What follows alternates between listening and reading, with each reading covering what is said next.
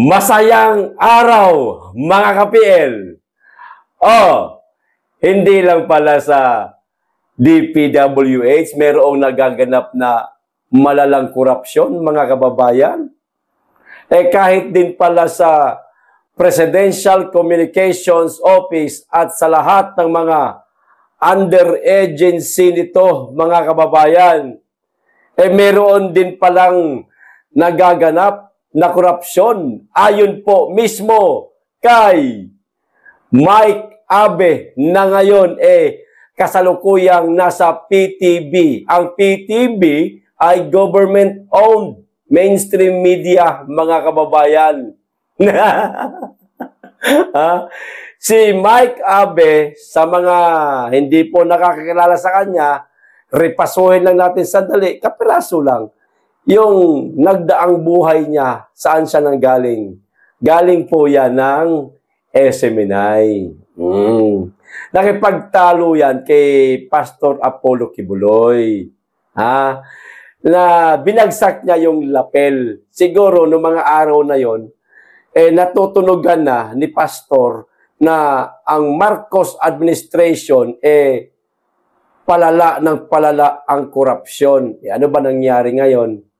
Di bagay kaliwa kanan ang korupsyon, mga kababayan? At mismong si Mike Abe nga, etong bidyong panunuorin natin, umamin siya na meron ding korupsyon sa Presidential Communications Office at sa lahat ng mga under-agencies nito. Ngayon, nag-usap sila ni Pastor at saka si Mike Abe on air sa programa sa SMNI. Napikon tong mama, budol na budol kay Marcos nung araw na yon. Ayaw maniwala nitong mama nito na, magnanakaw nga yan. Parang ganun lang ba? Mambubudol yan si Bangag. Mahal na mahal ni Mike Abe, si Bangag. Ang nangyari, napikon. Ito, si Mike Abe, binagsak niya yung lapel. Sabay, lumarga, nilayasan yung programa niya. Ngayon, sinalo ng PTV. Ito, nasa PTV na siya. Di napatunayan niya na malala nga ang korupsyon. Siya ho mismo may sabi. Ito yung video. Panoorin po natin, mga kababayan. Ito, huwag na tayong lalayo. Ganun ho talaga kasi ako makarating. Alam ba nyo dito sa PCO, Presidential Communication Office, may problema rin. Hindi ko nilalahat. Dito lang sa Channel 4, may problema rito. Walang development dito kasi para dito nagpapalit ng damit kasi ang mga manager dito Every 3 months, every 4 months nagpapalit ng manager. Kaya walang nagagawa, walang development. Pero may pondo, may budget. Nasaan ang budget? Tumigil kayo Marami nakakarating sa akin, may corruption dito sa estasyong ito. Papangalanan ko kayo pag nalaman ko yan. Wala akong pakialam sa inyo. Kaya good morning, Secretary Dave Gomez. Sir, gumalaw-galaw ka naman. Puntahan mo ang mga opisinang nasa ilalim ng PCO. Meron ding corruption yan. Ang magagalit, guilty. At magalit kayo, mag-guilty kayo, wala akong pakialam sa inyo. Sobra na Saan ka naman nakakita ng... Naku, sandali. Gusto nyo bukahin ko na? Gusto niyo isa-isahin ko ng problema rito? Easy. Ay, nako. Saan ka nakakita ng building mula sa pinakamataas hanggang sa ground floor may tulo? May tulo. Bakit natulo? Di may palpak. Maintenance. Dito, ang mga kwarto, walang aircon. Ano yun? Office of the President? Pinagmamalaki nating Office of the President? Ay, may budget po yan. Taon-taon may budget. Kaya ngayon, may budget po, Secretary Gomez. Sir, tumaharap ka sa pagdinig ng Senado at Kongreso tungkol sa ating budget. Ilaban mo naman ito. Linisin mo ito. Papalit-palit tayo rito ng manager. Hindi ko alam kung anong ginagawa nila. Diba? Sa totoo lang, Every 3 months nagpapalit ng manager dito. Magagaling yung mga napili, pero nagsisimula pa lang sinibak na. Ano magagawa? Naglagay ka rito ng manager na pangmatagalan, nare-reforma ng problema sa PCO at Office of the President, lalo na sa PTV. Kahit dyan sa Radyo ng Bayan, Radyo Pilipinas, akala nyo, marami rin problema dyan. Sa PIA, Philippine News Agency, lahat ng communication ng PCO, may problema, sir. Ayusin nyo. Hindi lang ang pagpapatunay lang po ito, mga kaibigan, na hindi lang ang DPWS ang may problema sa paggamit ng pera, paghawak ng pera, proposed project at budget every year. Maraming ahensya ng gobyerno ang may ganyang problema. Iisa-isahin ko yan pag dumating ang araw. Inuna ko lang, baka sabihin niya ng mga nakikinig, Mike, binabanatan mo kami, pero yung opisina mo, hindi mo nasisilip. Ayan, inuna ko. May problema kami rito. Baka sabihin niyo, Mike, manalaming ka. Yan ang ginagawa ko. Sasabihin ko kung saan ako nandoon, sasabihin ko kung ano nangyayari, bago ko sabihin ng iba. Para hindi niyo masilip na may pinagtatakpan tayo. Office of the President ito, pero hindi alam ng Pangulo. Maraming problema, sir. Pakiayos lang po, dahil kaya tuloy-tuloy tayong pagbabayad ng buwis, bilyon-bilyon, trilyon ng budget natin taon-taon, alam mo lang nangyayari. Nakakahiya tayo, sa totoo lang. Ulit ko, ang magagalit sa sinasabi ko, guilty. Kung galit kayo sa akin, bahala kayo sa buhay nyo. Okay? Wala, sobra na eh. Ayaw ko ng plastikan, ayaw ko ng budol, ayaw ko na nagsisinungaling. Gusto ko yung totoo. Dito sa Mike Abby Live, totoo. Pag tama, tama. Pag mali, mali. Mayroong korupsyong nangyayari kahit sa opisina ng gobyerno. Kahit dito. Alam nyo, hindi ko alam yan. Ang isang kalukuhan niya rito, tapos na. Kailan ba nag-eleksyon? Nangako sila, nagpapirma ng mga dokumento. May allowance daw mga tao rito. Masasarap na ang buhay nung nahalal. Wala pa yung allowance. Nasaan ang pera? Maliwanag kayo. Nasaan ang pera ng mga tao? Pinagpirma nyo ng dokumento, may allowance yung mga news anchor dito sa PTV nung last election. O ano nangyari? Ano kailan ba nag-election? Mayo. Di ba? June, July, August, September, 4 na buwan. Bariyang pera, hindi pa nyo mailabas. Bakit nangako pa kayo kung hindi nyo kayang ibigay? Korupsyon yan habang nadidelay. Ang korupsyon, i-delay mo ang proyekto, i-delay mo ang pag-release ng budget, korupsyon yan. Kahit hindi mo nakawin, part yan ng korupsyon. Kasi dinidelay nyo. Bakit? Nasaan ang pera? Maliwanag ka.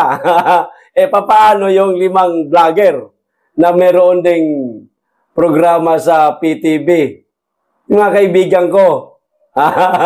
Mga brother, hindi ko na kayo papangalanan. Yung 5 meron ding programa sa PTV. Nagsalita na si Mike Abby. Imposibleng hindi nyo alam ang mga nangyayaring korupsyon dyan. Ikanta nyo na, mga brother. Huwag kayong magbulag-bulagan. Sabihin nyo ang katotohanan. Ayan na, si Mike Abby na ang nauna. Pag kayo nanahimik, pag kayo nagbulag-bulagan, at pag kayo hindi nyo isiniwalat ang katotohanan, bangag kayo, mga brother. Hindi nyo mahal ang Pilipinas. Mahal nyo lang ang sarili nyong bulsa. Buti pa si Mike Abby. Kahit na minsan nainis tayo sa mama na ito, ko inaamin ko yan. Kahit papaano ngayon, bumabawi siya sa pamamagitan ng pagsisiwalat ng katotohanan na merong nagaganap na korupsyon sa PCO at sa mga under agencies nito. Kung hindi ako nagkakamali, nabanggit niya pa yata, mga kababayan, kahit mismo sa tanggapan ng Office of the President, meron din di umanong nagaganap na corruption, mga kababayan. Dahil kaya katotoo ito? Lumabas na ang katotohanan, pero ngayon, ako yung natatakot para sa buhay nitong si Mike Abby. Hindi naman siguro ito gugurgurin, igagaya kay tawag nito, kay Percy Lapid. No, hindi ho. palagi ko lang, masisibak tumama na to, mga kababayan. Kasi, sinungag niya na yung amo niya eh. Ano nga sa Tagalog? Yes, yung sinungag ba? Parang, kinalaban niya na yan. Kinalaban niya na yung amo niya eh. Kinalaban niya na binuhay siya lang ilang taon. Taon na siya dyan eh, di ba? Mula nung nawala sa SMNI. Kung di ako nagkakamali, dyan yata siya nakabili ng mga iba't ibang ari-arian. Ayan ha. Posibleng walang napundar yan. Di ba, mga kababayan? Nasilip nitong mama na ito, yung katotohanan na noon pinagtatakpan niya at yun ang naging dahilan kaya sila nagtalo ni Pastor Apollo C. Quiboloy sa kanyang programa sa SMNI. Ngayon, ano na, may kabe? Nasaksihan mo na. Ha? Pero, panindigan mo na yan na ginawa mo na eh. Ha? Ikinanta mo na sila. At sabi niya pa nga, mga kababayan, pagdating ng araw, iisa-isahin niya pa yan. Nako po, baka hindi niya nagawin ito sa istasyon dahil baka masisibak na itong mama na ito. Gagawin niya ito sa mga sarili niyang channel. 2 channel yan eh. Baka doon niya ito iingay, ikakanta yung mga nangyayaring korupsyon ngayon dyan sa mga ahensya niyan. Sabi ko naman po sa inyo eh, mga kababayan eh. Alam ko po ang kalakaran dyan. Nanggaling po ako dyan sa mga grupo na yan. Alam ko yan. Hindi ko nga lang po tinanggap yung offer. Hindi ko po tinanggap. May prinsipyo tayo. Kasi kung tinanggap ko lang yung offer, mayaman na ako ngayon. Baka meron akong kondo. Baka hindi lang isa, baka 2 pa. O baka maliban sa ganitong simpleng bahay ko, baka meron din ako. Naggagandahang mga sasakyan at mga magagandang negosyo, baka meron na siguro ako. Hindi ho eh. Prinsipyo tayo. Prinsipyo. Okay na ako dito sa kinikita ko sa YouTube channel ko. Kapiraso man lang ito talaga. Sa totoo lang, mga kababayan, kaunti mo lang talaga ito. Okay na ako dito. Kahit na nagpapaaral ako ng 2 kolehiyo, okay na ako dyan. Sa mga kinikita ko niyan sa YouTube channel ko, masaya na ako dyan. Kung tinanggap ko yung offer na yon. Katulad ako ng iba. Ibang mga kilala kong vlogger na nasa kabila. No, nga dati kong tropa na tiba-tiba na, mga kababayan. Prinsipyo tayo at higit sa lahat, hindi natin kayang ipagkanulo si Tatay Digong at si Pastor Apollo Quiboloy. Hanggang dito lang po. Maraming salamat. Mag-iingat kayong lagi. Higit sa lahat, mahalin natin ang Pilipinas.